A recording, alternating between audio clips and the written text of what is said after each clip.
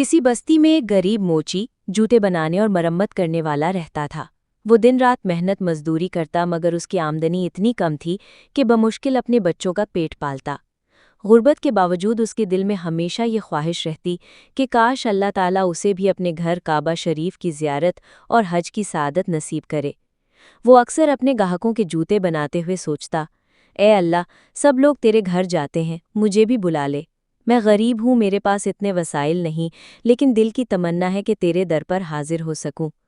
मोची की बीवी भी नेक खातून थी। वो कहती, हम दुनिया में गरीब हैं, लेकिन अगर सब्र और नेकी के साथ ज़िंदगी गुजारेंगे तो अल्लाह हमें आखिरत में ज़रूर इज़्ज़त देगा।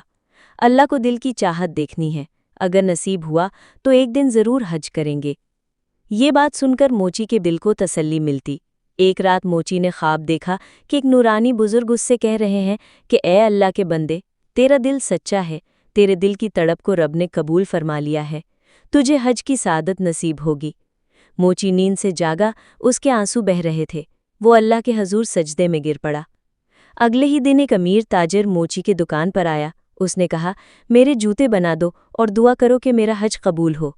मोची ने आबदीदा होकर कहा, ए अल्लाह, आपका हज कबूल हो, काश मुझे भी जाने का मौका मिलता।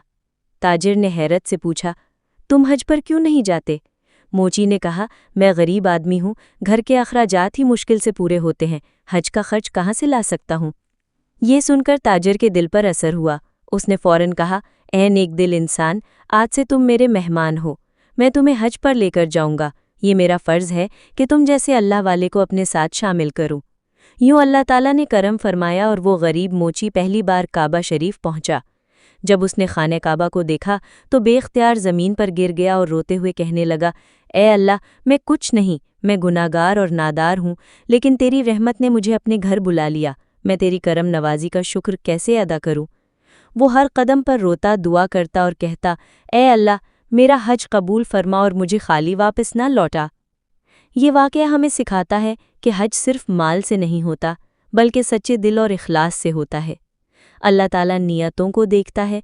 अगर नियत सच्ची हो तो वसाइल खुद ब खुद फराहम हो जाते हैं। गरीब हो या अमीर, अल्लाह के दर पर सब बराबर हैं।